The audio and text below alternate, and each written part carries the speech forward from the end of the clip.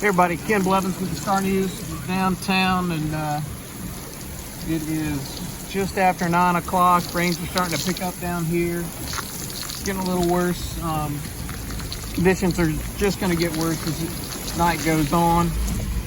Everybody stay safe. Keep sheltered.